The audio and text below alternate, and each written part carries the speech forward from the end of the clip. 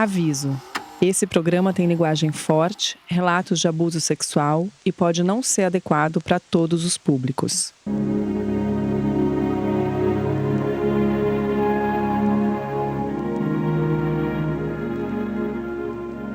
A gente está ouvindo a gravação de uma peça encenada no Colégio Rio Branco, em 2003.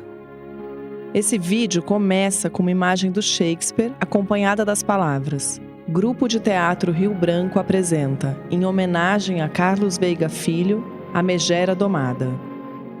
Depois da cartela de abertura, começa a filmagem do palco e um professor careca e de óculos aparece diante de cortinas vermelhas de veludo ainda fechadas. É com grande prazer e orgulho que nós, do Grupo de Colégio, Teatro do Colégio Rio Branco, esta noite estaremos apresentando A Megera Domada, que trata da questão do amor. Quem domina? Quem é dominado? O que é o amor? Isto é o que nós veremos esta noite.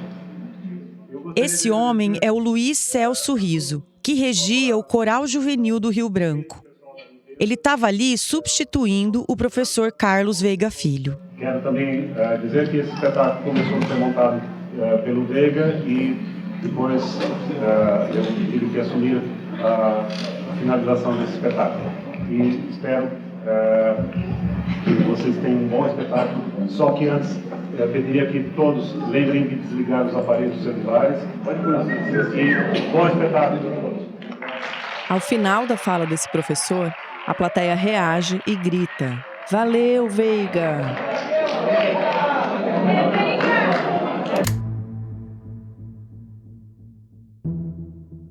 No primeiro episódio, a gente contou as histórias mais recentes do professor em Serra Negra. Agora, a gente vai voltar no tempo. Da metade dos anos 80 até 2003, Carlos Veiga Filho foi professor do Colégio Rio Branco, em São Paulo, um dos mais tradicionais da elite paulistana. Voltando à peça, por que o professor regente do coral estava à frente de um espetáculo de teatro idealizado pelo Veiga? Essa peça que abriu o episódio é a primeira depois que o Veiga foi afastado do Colégio Rio Branco em 2003. A gente procurou o Luiz Celso Riso para entender. Na conversa, ele disse que o Veiga tinha se afastado por motivos de saúde e que, por isso, coube a ele finalizar o trabalho. Também disse não ter tido muito contato com o Veiga quando foram contemporâneos no Rio Branco. Eu consegui o vídeo dessa peça com um ex-aluno de lá. Ele fazia parte de um grupo de estudantes bastante próximo do Veiga, o grupo de monitores da escola. Além de ser professor de teatro, cargo que ocupava desde que foi admitido, Veiga tinha uma segunda função. Cabia a ele comandar as viagens recreativas que o colégio fazia para cidades no interior de São Paulo, inclusive Serra Negra, onde ele deu aula até 2023. Nessas viagens, alguns alunos mais velhos eram nomeados para cuidar dos mais novos. É daí que surge a ideia do grupo de monitores, criar esse senso de responsabilidade. Camisetas especiais e um apito pendurado no peito diferenciavam os monitores dos outros estudantes. No universo de um adolescente, é como se eles tivessem chegado a um lugar diferente, privilegiado. Era um grupo seleto e especial. Tinha essa magia. Nessa história de monitoria, o Veiga misturava elementos do faz de conta que ele também usava no teatro do colégio. Em algumas dessas viagens, por exemplo, esses alunos recebiam uma espécie de RG, que servia para identificar os cidadãos de Zandripur. Esse é o reino que é o cenário do livro escrito pelo Veiga. A gente leu um trecho dele no episódio passado e vai ler outros ao longo desse podcast. Esse reino, situado nas encostas das misteriosas Serras Negras, no Vale do Quirmair, ao lado de um límpido, branco e lindo riacho. É assim que Zandripur é descrito no livro. Era comum o Veiga misturar um enredo de ficção com a realidade da escola. Aliás, o ex-aluno que entregou para Paula as fitas com as gravações das peças de teatro é mencionado explicitamente no romance. Ele também era monitor sênior dessas viagens e depois de quase 20 anos entendeu que aqueles privilégios de uma relação próxima com Veiga maquiavam os abusos sexuais e psicológicos que ele não conseguia enxergar na época. Veiga é acusado de usar do esoterismo, da camaradagem com pais e alunos e da necessidade de pertencimento dos adolescentes para abusar de crianças e jovens, apenas meninos, durante quase 40 anos.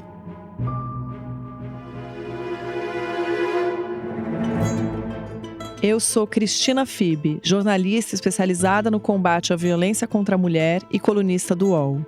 Sou também autora do livro João de Deus, O Abuso da Fé. Eu sou Paula Saqueta, documentarista, diretora e roteirista. E eu sou Camila Brandalize, jornalista do Núcleo de Reportagens Especiais do UOL e especializada na cobertura de assédio sexual e violência de gênero. Nós três temos muita experiência na cobertura de casos de violência contra meninas e mulheres. Mas aqui, a gente vai contar uma história de quase 40 anos de abusos contra meninos. E isso faz toda a diferença, e você vai entender por quê. Abusos que aconteciam debaixo do nariz de professores, diretores, pais e mães. Como ninguém percebeu o que estava acontecendo? Por que ninguém falou nada? Este é O Professor e os Meninos, uma história de abusos. Um podcast original UOL Prime. Episódio 2. Leia o livro.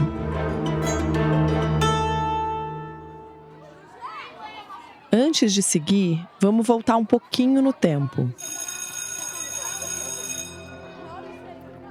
Como o próprio site do colégio explica, o Rio Branco foi criado em 1946, no espírito da época do fim da Segunda Guerra, tentando trazer uma nova visão de mundo mais afetiva e solidária.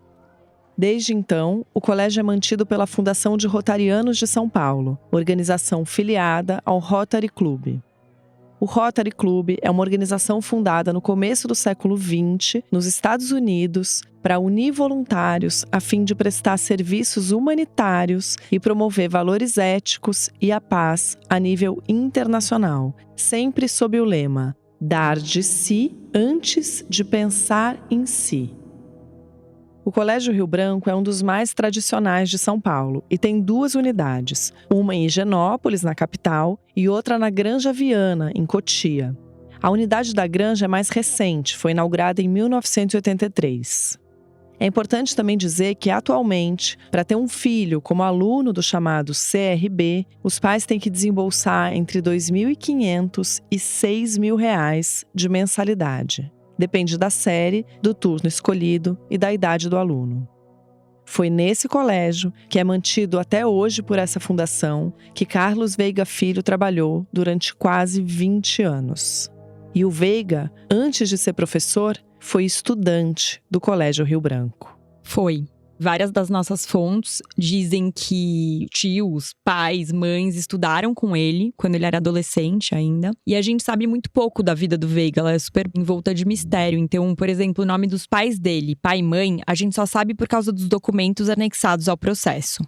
Eu acho importante aqui explicar para o ouvinte não versado em questões paulistanas o que significa estudar num colégio localizado na Avenida Higienópolis. Essa avenida fica no bairro de mesmo nome e, para mim, é quase um Leblon do Manuel Carlos. A região para baixo é um pouco mais simples, mais centro de São Paulo, não tão limpa, com restaurantes e lojas populares, mais movimentada, inclusive por pessoas em situação de rua. Mas aí você sobe algumas quadras e a paisagem muda completamente. Parece que está em outra cidade. É mais limpa, bem arborizada, tem uns prédios lindos, criados por arquitetos famosos, sabe? Com aquelas sacadas grandes que você fica admirando da calçada. Então, estudar lá, geograficamente falando, para além do nome do colégio, é um status, não tem como não ser. E esse status, ele permanece depois que o aluno se forma. Fica no currículo. Então, muitos seguem carreiras socialmente muito bem vistas. Viram grandes advogados, empresários, juízes, desembargadores. Além de tudo, ainda tem ex-aluno famoso. Eu vou listar aqui alguns. Ayrton Senna, Antônio Fagundes, Regina Duarte e Dan Stuba. O Dan a gente até tentou entrevistar, porque ele estudou lá quando o Veiga já era professor e fez parte do grupo de teatro. Mas ele disse que preferia não falar sobre o assunto. Eu não estudei no Rio Branco, mas conheço ex-alunos de lá. Uma delas é a Gabriela Morim. Toda a vida escolar dela foi no Rio Branco. Eu estudei no Rio Branco, minha vida inteira, do jardim ao terceiro colegial. E isso é um lugar comum que a gente encontrou ao entrevistar ex-alunos de lá. São pessoas que se conhecem do jardim até o fim do ensino médio, cujos pais são amigos, os tios se conhecem. É quase como uma segunda família. Atualmente, a Gabriela é professora de história numa escola particular daqui de São Paulo. Foi ela quem me procurou para falar sobre o que tinha testemunhado enquanto foi aluna do Veiga, do fim dos anos 90 ao início dos anos 2000. A Gabriela foi conversar com a gente lá na casa da Paula. Quando ela começou a falar, a impressão que eu tive foi realmente que ela estava com essa história na cabeça já fazia muito tempo. Era uma coisa que ela estava elaborando e que estava incomodando mesmo. Ela contou pra gente que sempre achou estranha a relação que o Veiga tinha com os meninos, mas que não tinha noção do quanto essa proximidade era problemática até virar professora. Aí, em 2023, a Gabriela se encontrou com um antigo colega e o assunto Veiga veio à tona. A gente estava conversando e tal, e ele me falou, mas aí mais velha, já dando aula, do que tinha acontecido com ele, e foi muito grave o que ele me relatou. E aquilo me pegou muito, porque aí eu já estava há mais de 10 anos trabalhando em escola, já estava com mais conhecimento sobre o que é abuso sexual, enfim. E aí isso me pegou e me inquietou, eu fiquei inquieta. Ela foi atrás de perfis do Veiga em redes sociais. E o que ela encontrou na conta de Instagram dele acendeu um alerta. A gente descobriu o Instagram do Veiga, um Instagram recente dele, que era Ximenes Ignácio, um nome nada a ver. Como a gente já adiantou no episódio passado, o nome utilizado por ele no perfil não era Carlos Veiga Filho. E aí eu vi aquela conta do Instagram e eu falei, esse cara tá fazendo a mesma coisa. Por exemplo, foto das viagens, ele numa banheira, com tipo um ofurô com um monte de moleque. Ele postou uma vez que, quem quiser ler o meu livro sobre o reino de Zandripur, são 3 volumes dos meninos que vão salvar o reino. Eu falei, nossa, ainda o reino de Zandripur? Eu queria pedir, por favor, Camila e Paula, me ajuda a explicar o que é esse livro, o que tem dentro deste mágico livro, O Reino de Zandripur. É uma mistura de ideias do Veiga, mas numa ficção assim, bem desorganizada, eu diria. Basicamente é um romance de fantasia que se passa no reino de Zandripur. O Navarre de la Vega é um mago super respeitado pela categoria dos magos, meio que o chefão de todos eles. Quando o rei desse lugar morre, forças do mal assumem o corpo do herdeiro e começam a tocar o terror contra os outros membros da realeza e a população de Zandripur. Sentindo essa desarmonia na força, o Navarre de la Vega parte numa missão para recrutar 5 jovens da plebe, que ainda não sabem que têm poderes mágicos, para poder lutar contra essa turma do mal. De novo, os escolhidos, né? Sim. Então é exatamente isso. As barreiras entre ficção e realidade ficam borradas na cabeça do autor e refletem na história. E aí, além de todo o lance dos rituais para tornar esses meninos merecedores da prática da magia, para você ter uma ideia, o vilão da história é gay e molesta meninos. E tem o nome de Gaius, G-A-Y-U-S-S. Tem um trechinho mesmo que quando eu li me deixou bem perturbada. Eu separei ele aqui. Os olhos do Lorde fixaram-se no corpo de garoto do recruta com tanta gula que o menino estremeceu. Todos sabiam que bastava beber alguma coisa para que Lord Gaius passasse a demonstrar um perigoso interesse e desejo por soldados meninos. Muitos já haviam sofrido com sua descontrolada luxúria. Inclusive, os ex-alunos do Rio Branco lembram dele contando essa história sobre o reino de Zandripur. A Camila já comentou, inclusive, que eles tinham esse RG de cidadãos desse reino. O livro, porém, ele só começou a escrever em 2003. E ele explica na própria abertura do livro que começou a escrever, abre aspas, num momento muito difícil da vida profissional dele. Então esse livro foi escrito exatamente no ano da saída dele do Rio Branco. A Gabriela Amorim é uma das que lembram dessa história. Foi na nossa viagem de formatura, de 8ª série, né? A gente recebeu essas carteirinhas com o nosso nome, só que como se a gente fosse habitantes do reino de Zandripur. Que era uma pira aí, que era essa história desse reino que tinha que ser salvo por esses meninos. Não sei, me pareceu uma coisa meio, sabe, Caverna do Dragão? E ele é o mestre dos magos, obviamente, né, nessa história. Mas, quer dizer, eu associei, né, como os meninos como os meus colegas. que foram abusados. E essa pira, daí isso, essa outra coisa, eles sempre criando uma fantasia, sempre criando uma história, sempre falando de que é um jeito, eu acho, de seduzir. Bom, eu vou ler um trecho do livro para tentar ilustrar essa coisa que a Gabriela falou. Kex saiu da água despreocupadamente e encarou o gordo de frente. Quem é você? Eu sou Navarre de la Vega, respondeu o estranho. Eu sei tudo sobre você, Kex Van Andron. Há muito tempo te observo. E o que você quer comigo? Te ensinar. Você tem um dom, menino. Você domina o calor e o fogo e será deles senhor. Vá à merda, velho maluco. Pode ficar com as minhas roupas se isso te dá tesão.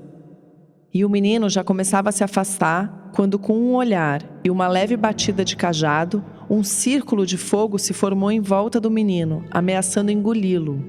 Por instinto, Kex ergueu sua mão esquerda e gritou: "Para!"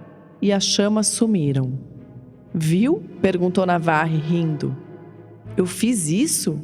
E ele nem parecia assustado. "Fez. E eu posso fazer de novo?" "Pode. E pode muito mais se eu te ensinar como.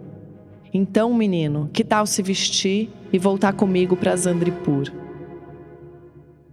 Para entender direito como essa coisa de mago, aprendiz de feiticeiros e reino mágico era trazida por Veiga para a realidade, é preciso que a gente se aprofunde no tópico da monitoria, sobre o qual a gente falou rapidamente no início do episódio.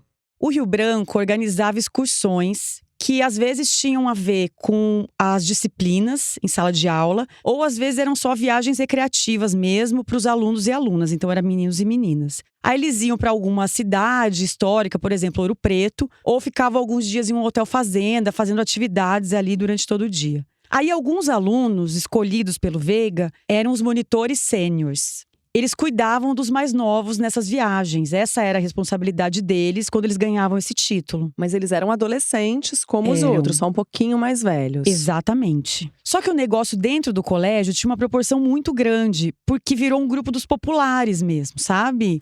E a monitoria é o símbolo da popularidade. Então ele já estava naquele meio que era visto como descolado. Tinha um pouco isso, assim, essa coisa bem americana que a gente reproduzia. Então, virar monitor sênior era o equivalente a isso, era uma coisa almejada, sabe? É um status, são os escolhidos. Esse programa ele foi criado pelo professor Primo Pascoli Melaré, que era diretor do colégio em 86, quando o Veiga foi contratado. Eles conheciam da época que o Veiga estudava no Rio Branco e depois contratou o Veiga para ser professor e tocar esse programa de monitoria. No livro tem uma menção a ele, ao professor Primo. A obra começa com a morte de um rei chamado Primus. O Veiga escreveu: "De alma gentil e coração do tamanho do mundo, Primus honrou seus antepassados e fez ainda mais. Levou os ideais de cavalaria dos fundadores ao limite." Última coisa sobre esse programa de monitoria, que é o que a gente ouviu, é o seguinte: era vendido pela escola como um grande diferencial em relação às outras escolas da cidade. Porque eles diziam que era algo que ia fazer teu filho aprender sobre responsabilidade, compromisso, organização, não apenas as matérias de colégio tradicionais, sabe? Quem fez parte fala que realmente aprendeu tudo isso, que fez grandes amigos e que se divertiu muito, realmente. Eles lembram com carinho de muitas partes dessa experiência, inclusive as vítimas. Mas o problema é que tudo isso era sustentado por essa base podre. E não parava por aí. A sala da monitoria ficava no meio do pátio do Rio Branco. Era uma sala quase toda de vidro, então os alunos chamavam de aquário, pelo vidro, mas também pelas piadas com peso do Veiga, que sempre foi obeso. Eles diziam que era o aquário da baleia. Na hora do recreio, enquanto todos os professores iam para a sala reservada a eles, o Veiga descia para o aquário e ficava com os alunos também durante o intervalo, nesse lugar especial e de fácil acesso, literalmente no meio da galera. A sala de monitoria era essa sala onde tinha fotos de todas as viagens, onde tinha um sofá, e onde tinha todos aqueles meninos bonitos ao redor do Veiga, e ele sentado lá, e sempre uns meninos perto dele, sempre. Era como se ele fosse uma espécie de João de Deus, uma espécie de mentor espiritual, e ele era uma referência, ele era uma coisa endeusada mesmo. Tinha uma aura. E eu achava aquilo super estranho. Esse aquário, Paula, uma coisa que eu queria entender é, como ele era transparente, os abusos não aconteciam lá, aconteciam? Não, os abusos não aconteciam lá. Mas lá eles basicamente viam algumas fotos, sobre as quais a gente vai falar em seguida. Era esse lugar de encontro durante o recreio com esse professor. Era esse lugar especial. Era esse lugar, inclusive, que muitos dizem que ficavam todos esses meninos bonitos em volta do Veiga, ou mais ainda, no colo dele. Mas a Gabi falou um pouquinho mais sobre a estrutura desse aquário. Era assim, a gente descia lá no Rio Branco, e aí tinha no fundo, né, desse pátio, essa salinha que era uma espécie de aquário de vidro. Aí você entrava numa salinha pequena. Tinha aqui a mesa onde ficava o Veiga, mas no fundo da sala, então a mesa onde ficava o Veiga e onde ele sentava. Ficavam vários, sempre tinha meninos bonitos ao redor dele. E eu sei que tinha um lugar onde tinha várias fotos, mas tinha as fotos de todas as viagens. Então também era um momento afetivo. Às vezes as pessoas iam lá para ver as fotos, né? E tinha sempre o Veiga meio calado, os meninos ao redor, conversando num tom meio... Mas parecia que tinha um tom de segredo entre eles, uma cumplicidade que não dava para as meninas entrarem naquilo. A Gabriela chegou a comentar que os meninos sentavam no colo dele ali dentro. Talvez alguns achem que é só um professor sendo carinhoso com os outros alunos. E eu acho que esse lugar de vidros, em que todo mundo via o que ele estava fazendo, era justamente uma reafirmação do poder dele. Olha o que eu estou fazendo, e ninguém fala nada. Muito importante isso que a Camila fala, porque eu também me chama a atenção essa coisa de pegar as crianças no colo, ou os adolescentes no colo. Me vem à cabeça uma frase que as pessoas falam para proteger abusadores às vezes, que é: a maldade está nos olhos de quem vê. Sabe esse tipo de coisa? Super. Passa um panão para um contato claramente físico e inadequado de um professor. Inclusive, a gente tem alguns álbuns de foto, daqueles de foto revelada, antiga, das viagens que aconteciam com o Veiga. E nesses álbuns tem foto de adolescentes sentados no colo dele. Voltando àquela fala da Gabriela, que a gente ouviu há pouco, é interessante ela frisar isso de que as meninas não compartilhavam da mesma cumplicidade. Porque isso é uma coisa que também aparece nas crônicas de Zandripur. Abre aspas. O castelo de Fétsis era a sede da Ordem dos Cavaleiros de Zandripur e ficava na remota região de Montserrat, cujos pântanos, rios, cachoeiras, montanhas e florestas eram ideais para a formação e treinamento dos mais lendários cavaleiros da fantasia. Lá, meninos sonhadores eram transformados em homens de caráter e fibra. Fecha aspas. Bom, além da Gabriela, a gente também entrevistou uma outra ex-aluna do Rio Branco que pediu pra gente não colocar o nome dela aqui. Escuta só o que ela diz sobre a relação do Veiga com as meninas. Ele se envolvia muito pouco no que dizia a respeito das monitoras sêniores e que, graças a Deus, olhando agora, foi um livramento. É horrível falar assim, mas enfim, nos poupou de muita coisa. Mas ele meio cagava pras meninas, entendeu? Ele não sabia meio quem eram as sêniores, ele não sabia quem era os meninos, ele sabia quem era. E pra mim, sempre foi muito desafiador, porque eu quis muito sempre me provar, assim, sabe? Do tipo... Porque as meninas saíam muito atrás. A sensação que eu tinha era essa, assim. Era quase tem que ter... As meninas estavam lá porque tem que ter, sabe? Não porque ele valorizava isso. E era muito difícil pra mim, assim, ver dessa maneira. Então eu fui também conquistando meu espaço e talvez até me comportando como os meninos muitas vezes de tipo agradar ele, coisas que eu não gostava de fazer, olhando hoje ainda, pra meio emular esse comportamento dos meninos e ver se eu garantia uma atenção, né? Enfim, alguma coisa semelhante àquilo que eles tinham do Veiga, assim.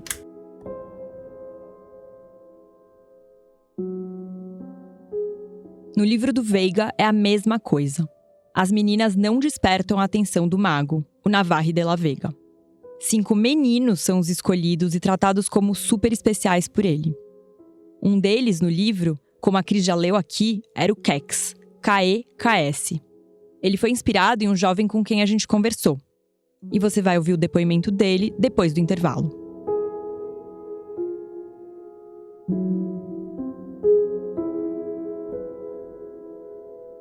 Nunca subiu tão rápido a temperatura, nunca os oceanos foram tão quentes. Esta temperatura é a mais alta dos últimos 125 mil anos. O El Niño desapareceu em abril de 2024, a temperatura continuou muito alta. Então, o que é isso? A temperatura média da Terra não ia ultrapassar 1,5 graus.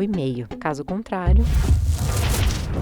Pode falar no quinto dos infernos? Eu venho falando que é muito pior do que os climatologistas estavam dizendo, que as coisas iam entrar em ruptura muito antes. Vamos brincar aqui só de aumentar um pouquinho o efeito estufa. O aumento da temperatura significa o início de um efeito dominó. Se você dispara os pontos de não retorno, né, se os feedbacks todos operam, você amplifica essa coisa rapidamente. E o sistema climático vai para outra rota. E aí, qual seria essa outra rota? Sem Retorno, o novo documentário do UOL, já está disponível no YouTube do UOL Prime. Tá, então meu nome é Marcelo, eu tenho 34 anos, me formei na escola em 2007, com 17. O nome dele é Marcelo, mas todo mundo conhece como Queco. Bem parecido com o nome que o Veiga dá ao personagem do livro, o Quex. Não, e olha o que o Veiga coloca na primeira página da obra, bem grande, em caixa alta. Qualquer semelhança com outro tempo e outro local, bem como com outros personagens, medos, lutas e buscas, terá sido mera coincidência. Pois é, Cris, e o Keiko explica direitinho como tinha muito mais do que uma camaradagem inocente entre o Veiga e os alunos. Ele estava sempre nessa sala com seus outros amigos monitores. Eu e a Camila entrevistamos o Keiko no consultório dele, em São Paulo. Ele é psicanalista. Ele inclusive disse que acha que faz bastante sentido ter seguido esse caminho profissional, dado o que viveu. Eu perguntei se ele lembrava da história do tal Reino de Zandripur.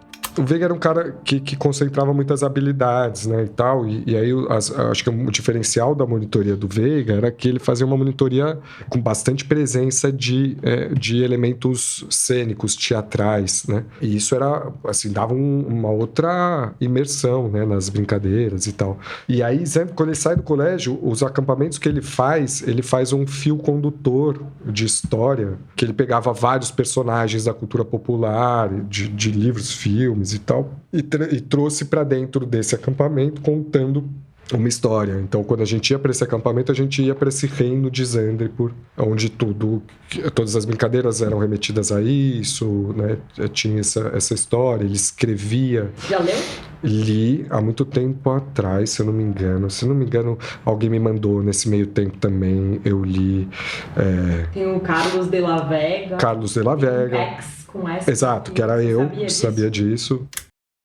Aqui está o trecho em que o Quex é apresentado no livro. Quex van Andron tinha quase 15 anos. Adorava também correr nas tempestades e nadar em cachoeiras, de preferência pelado. Para sermos bem francos, Quex não gostava de roupas e raramente sentia frio. Se pudesse, viveria nu. O ritual que o De la Vega fez com o Quex envolve pedir que o menino fique nu. O mesmo acontece com os outros 4 meninos escolhidos para se tornarem pupilos dele, os Cavaleiros de Zandripur. Esse primeiro livro, que foi o único da trilogia que a gente conseguiu, se alonga nesse processo de provação dos jovens. Além do ritual, eles passam por diversos outros testes ao longo da narrativa e precisam ficar responsáveis uns pelos outros e pelas outras crianças que aparecem no decorrer da história e estão numa espécie de categoria abaixo dos jovens magos. É quase uma meritocracia do mundo da magia, coisa bem parecida com o próprio funcionamento da monitoria do Colégio Rio Branco. Então você ocupava uma cadeira naquele grupo que era passada de geração para geração, então isso tinha nos arquivos, você sabia quem eram os monitores que ocuparam sua cadeira, você tinha um padrinho. Bem maçonaria mesmo, você tinha um padrinho que te apadrinhava e era responsável pela sua carreira ali na monitoria e tal. Virar monitor significava fazer parte de um grupo bastante exclusivo, com muitas regras. Por exemplo, participar de reuniões secretas, que contavam com um controle rígido de presença e votos registrados cuidadosamente em atas. Como isso, né, Paula? Também essa coisa das regras, das reuniões secretas, além de ser escolhido, você passa a fazer parte de um grupo, uma comunidade, a coisa do pertencimento que a gente falou. E aí, para continuar fazendo parte desse grupo, você tem que ficar em silêncio sobre o que acontecia lá dentro. Eles tinham um segredo entre eles e um segredo deles com o Veiga. E isso os tornava muito especiais, né? Para você ter uma ideia, eu entrevistei uma ex-professora e ela disse: eu perguntava para eles o que acontecia nesses momentos, nessas viagens. E eles, rindo, respondiam: a gente não pode falar porque é segredo. E ficava por isso. E como parte desse segredo, eles tinham uns cadernos relatório dessas reuniões secretas. Nesses cadernos tem umas anotações do tipo: fulano assumiu a cadeira X, não sei quem é padrinho de não sei quem, fulano virou chefe de ética e o outro é o grão-mestre. Para fazer parte desse mundo, era preciso que o aluno chegasse ao cargo de monitor sênior, posição que exigia que ele passasse por 2 rituais. Um batismo oficial, que era um ritual feito, uma roda mística que ele fazia à noite num dos acampamentos, que ele fazia uma espada, como se estivesse abençoando os cavaleiros ali, que é uma coisa teatral, ok. E uma cerimônia chamada Asdrubal. Esse batismo era a gente ficar pelado entre si, entre os monitores, e se pintarmos uns aos outros de guache. E que aquilo era uma brincadeira, e que ele tirava foto porque ele gostava de registrar momentos. E de fato ele gostava, ele era um grande arquivista, assim, ele tinha arquivos de teatro, acho que essa pegada meio historiadora dele. Mas que ele tirava foto, que ele mostrava as fotos assim que elas eram reveladas e que essas fotos eram queimadas com negativo e a foto mesmo, que tinha sido impressa. Isso tudo aconteceu contigo? Aconteceu milhares de vezes. Aqui vai mais um trecho do livro, uma sequência que envolve ritual e tintas, como no Asdrubal. O que mais eu posso falar de Kex? Que tal que ele é nudista? Bom, isso nós também éramos na idade deles. Vocês lembram quando a gente fugia de madrugada da Maison Blue para nadar pelado na Fonte Real? E das guerras de elementos, a gente deixava o nosso quarto todo colorido. Mera coincidência, como disse o Veiga. Mas eu queria voltar, na primeira vez, você tava lá. Então, e você já sabia que era isso, né, provavelmente, que um vai passando pro outro. Isso era um segredo. Então eu fui na 6ª série, eu virei baby sênior sem nem sequer ser monitor, logo depois desse teste do teatro. Aí teve uma viagem onde teve o ritual. Não, e aí isso era um segredo. E o Veiga carregava tudo isso tanto de função, de poder, né, dentro do colégio, quanto de sedução. Ele é um puta contador de histórias, ele é um baita diretor de teatro, ele era um cara muito interessante, assim, sabe? Um cara muito lido do ponto de vista de ficção. Então tinha tudo isso, assim, envolvido. Então acho que passava por cima disso, assim, sabe? Dessa primeira sensação. E acho que essa sensação, assim, ela, de certa forma, me acompanhou, sobretudo depois das outras coisas que foram acontecendo, mas tinha outras coisas concorrendo com ela, né? Assim, ou vindo junto com ela. Também era uma brincadeira entre amigos. Além do Keiko, a gente ouviu outro ex-aluno do Veiga que participou dessas cerimônias. Ele pediu para não ser identificado, então a gente vai chamar ele de Rubens. Vamos lá, eu me formei em 97 e eu tenho 45 anos hoje. Então essa é uma história muito antiga que já foi debatida na mesa de bar várias vezes entre os amigos, adolescentes, várias gerações. O Rubens, que você acabou de ouvir, e o Keiko têm mais de 10 anos de diferença. Eles passaram pelas mesmas coisas, assim como homens que têm hoje 50 anos e outros que ainda são menores de idade. Para mostrar como a história do Veiga é longa e funcionou de uma mesma forma durante tanto tempo, a gente adotou um método. Foram entrevistados homens por faixa etária. O Breno, que você ouviu no primeiro episódio, tem 26 anos. O Keiko, 34 e o Rubens, 45. Além deles, a gente tem depoimentos dados ao Ministério Público dos pais das vítimas de Serra Negra, todos menores de idade. O Rubens fez o mesmo relato que o Keiko sobre o Asdrubal e contou sobre as fotos que o Veiga tirava com uma câmera analógica. O Breno passou pelos mesmos rituais de limpeza de chakras que os outros meninos de Serra Negra, além do Keiko aqui em São Paulo. Ou seja, de novo, essas idades que a Paula leu dão a ideia de que a gente está falando de várias décadas com um modus operandi muito claro. E me chamou a atenção, um pouco antes, o que o Queco disse, que além do abuso concreto físico, ele tinha o ritual das fotos, tirar fotos dos meninos nus, o que o Queco deixa claro que o constrangia, como isso era parte do abuso. E as pessoas, eu acho que às vezes confundem como se a imagem não fosse algo violento. Me parece uma coisa muito ligada à pedofilia, o registro e o compartilhamento dessas imagens. As pesquisas são um pouco erráticas, mas uma pesquisa divulgada em 2025, se referindo a 2024, coloca o Brasil em 5º lugar entre os países com mais denúncias de abuso sexual infantil online. Não se pode deixar compartilhar foto de criança sem roupa. Então, cuidado, foto de banho, foto de praia. É melhor não colocar nem na rede social, porque isso pode ser usado de uma maneira violenta. Não, e se é um professor tirando foto dos alunos sem roupa e compartilhando, isso é crime, sim. Sobre as fotos, a gente quis entender se eles sabiam o que o Veiga fazia com elas. O Rubens contou como elas eram reveladas. Eu lembro que os próprios monitores levavam, porque era como se fosse uma organização, uma empresa. Eu não vou falar, já utilizaram esse termo seita, não era seita nenhuma. Todo mundo sabia no Rio Branco, tinha monitor sênior, todo mundo sabia. Não era nada escondido, tá? Nossos entrevistados citam vários lugares que eles levavam as fotos para revelar. As lojas ficavam no centro de São Paulo, na Rua 7 de Abril e Conselheiro Crispiniano, e na Avenida Alfonso Bovero, na Zona Oeste. Detalhe, não dava para ir várias vezes no mesmo lugar para não causar desconfiança. Afinal, eram fotos de meninos nus. A gente perguntou para o Rubens se ele participou de alguma dessas supostas cerimônias de queima das fotos que o Queco mencionou. Então, falavam que viam queimar as fotos. Eu nunca vi queimar foto. Na minha, não queimou. Eu lembro que era falado, queimam os negativos lá, alguém queima. Eu nunca vi, tá? Já me disseram alguns que queimava mesmo, eu vi queimar. Eu, no meu, não vi. O Gustavo Posebon, promotor do caso, citou exemplos ainda mais graves de episódios que ex-alunos do Rio Branco passaram com o Veiga. Alguns relataram até alguns casos piores, né? De ter relação sexual entre 2 meninos e ele tá filmando, fotografando. Teve esse tipo de coisa. Então, eu acho que agora, como nessa mudança de mentalidade da sociedade, eu acho que os garotos de hoje se sentem mais encorajados, mesmo aqui no interior, para relatar os fatos. Fora da escola, os meninos ainda frequentavam o apartamento do Veiga. Alguns dizem que ele morou na rua Doutor Veiga Filho, que é a paralela de cima da Avenida Higienópolis, onde fica o Rio Branco, coisa de 2 minutos a pé. E sim, a rua tem um nome bem parecido com o dele, mas dessa vez é pura coincidência.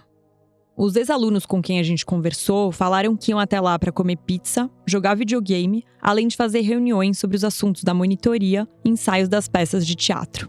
Na maior parte das vezes, era divertido. Mas em outras vezes, acontecia a tal da limpeza de chacras. E tem mais um detalhe. Mesmo sendo professor do Rio Branco, em São Paulo, teve uma época que o Veiga se mudou para a Serra Negra. Ele passava a semana em São Paulo trabalhando e os fins de semana no interior. Então, quando ele estava em São Paulo, se revezava entre um hotel e um flat, ambos perto do Rio Branco, e também frequentados pelos estudantes. O Queco contou pra gente como era a abordagem para essa limpeza de chakras. Ele começa a dizer que a gente estava carregado de energias negativas, em sofrimento, e que ele poderia fazer uma limpeza espiritual. E aí eu lembro dele usar esse termo, aproveitar o meu repertório, como um passe no kardecismo. A diferença é que no passe do kardecismo, ele contava, né? A pessoa faz a imposição de mãos em cima da pessoa e tal. No caso dele, ele tocava na pessoa. E que quanto menos barreiras tivesse entre a pessoa e a mão dele, mais eficácia teria. Mas que, de novo, se alguém não quisesse, sentisse... Como se você tivesse escolha, né? Eu poderia não fazer. Tiveram amigos meus que não fizeram. O que a gente escuta é que há uma manipulação, você é totalmente levado a fazer isso. Você é incitado, né? Você não precisa, mas você... Mas você vai ficando mais próximo deles, consequentemente te dá papéis em peças, isso consequentemente te dá... Olha que louco, te dá cargos na monitoria e naquele ambiente a dormir no quarto dele. Chegava, sei lá, 1h da manhã, vindo sei lá, do centro de São Paulo, de metrô, vestido esquisito, cheirando a cigarro e cerveja. E aí ele começava a dizer que lá era um lugar de espíritos obsessores e que então, caso a gente quisesse, ele podia nos ajudar. E aí o Veiga fazia a limpeza de chakras. Segundo Keiko, era como um passe, com toque nos chakras, que são 7 pontos do corpo. Ele começava na cabeça, ia abaixando a mão, passava pelo pescoço, peito, barriga e chegava no órgão genital. Ali ele ficava por mais um tempo, mexendo mesmo. Ele fazia isso sempre com vários meninos, várias vezes por semana. Um na frente do outro, todos sem roupa, em fila, cada um esperando sua vez. O Rubens contou isso pra gente. Ligando todos os pontos. Utilizava essa questão esotérica para chegar nos meninos. Isso era sabido por todos também, que ele tinha uma questão esotérica, que ele era, falar, um mago ou alguma coisa que ele se intitulava e deixava aquela notícia correr. Eu lembro de uma vez ele falar pra mim que eu tava com encosto. E eu, sei lá, fui falar pra minha mãe e pro meu pai. Eles falaram assim, que encosto que, menino?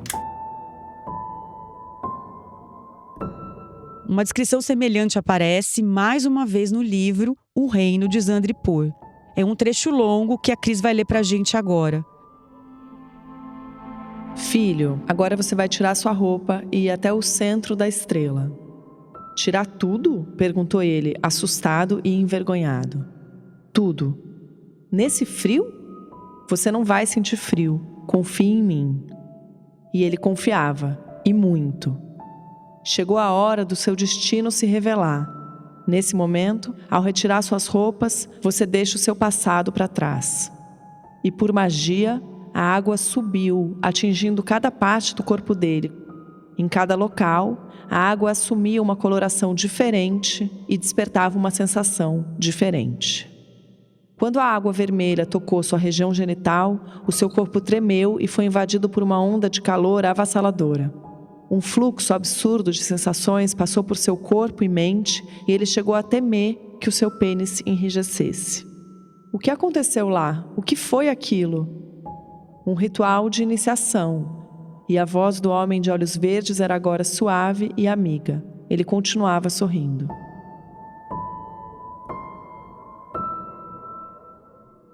Apesar de todos os relatos que a gente ouviu, quando a prisão e as histórias de abuso do Veiga foram parar na imprensa, o Rio Branco, onde ele deu aulas ao longo de quase 20 anos, soltou só uma nota na imprensa, dizendo que enquanto ele trabalhava lá, eles não receberam nenhuma denúncia contra o professor. A Cris vai ler aqui pra gente. 5 de agosto de 2024. Nota à imprensa. O Colégio Rio Branco, mantido pela Fundação de Rotarianos de São Paulo, foi mencionado em reportagens referentes ao ex-professor Carlos Veiga Filho, desligado em 2003, há mais de 20 anos, em razão de reestruturação interna. Na ocasião, 196 profissionais de diferentes áreas foram dispensados. Em julho de 2024, tomamos conhecimento pela mídia de um processo envolvendo o ex-professor referente ao período em que atuava em um colégio de Serra Negra, São Paulo.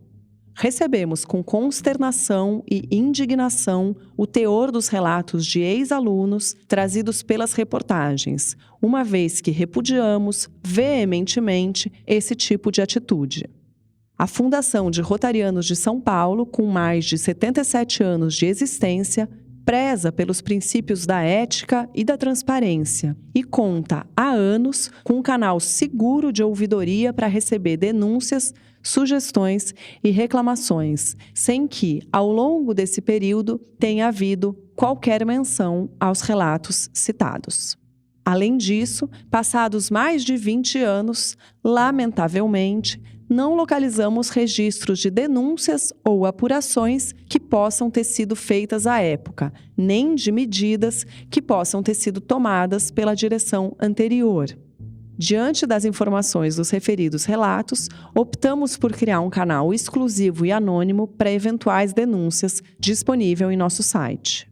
Estamos empenhados em assegurar que todas as alegações sejam devidamente acolhidas.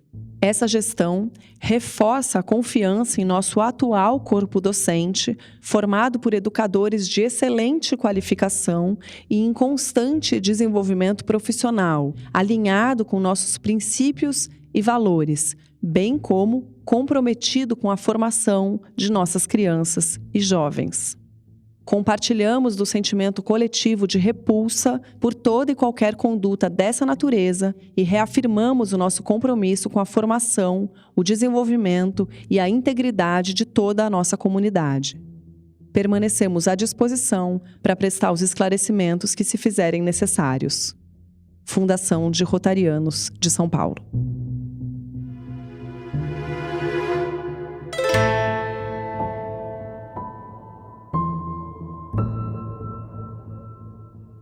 Pois é, a nota é bem ampla, vaga e eles lavam as mãos.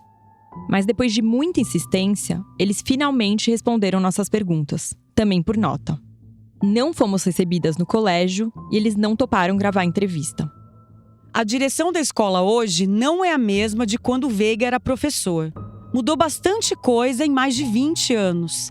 Ainda assim, falar que nenhuma denúncia foi feita contra ele contradiz diretamente o que várias pessoas afirmaram pra gente ao longo de meses de apuração.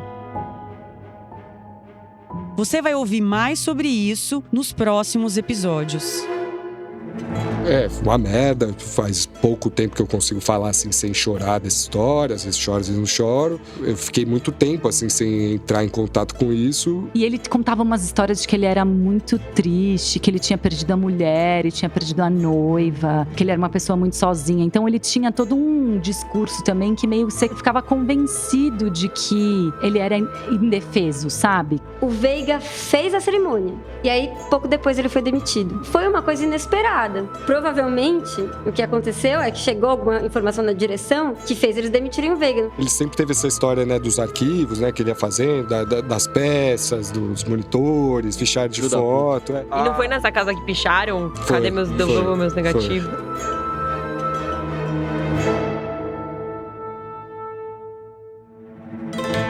Se você é ou conhece alguma vítima de abuso, pode procurar uma delegacia especializada ou ligar para o Disque 100 ou para o Disque 180.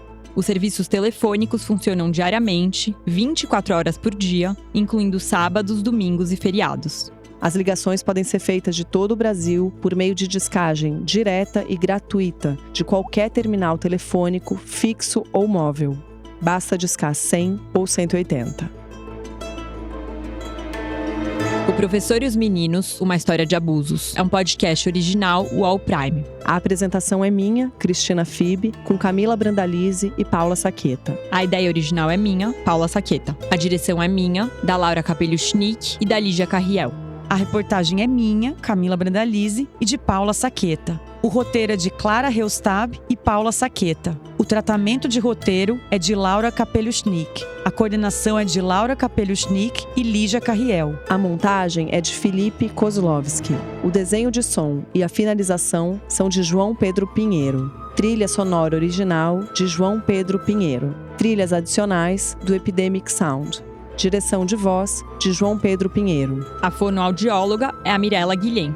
Design de Eric Fiori. Motion Design de Leonardo Henrique Rodrigues. A direção de arte é de Gisele Pungan e René Cardilho. A editora do Núcleo de Reportagens Especiais é Olivia Fraga. O gerente geral é Diego Assis. O podcast é um produto de UOL Prime, que tem Alexandre Gimenez como diretor de reportagem. A supervisão é de Murilo Garavello, diretor de conteúdo do UOL.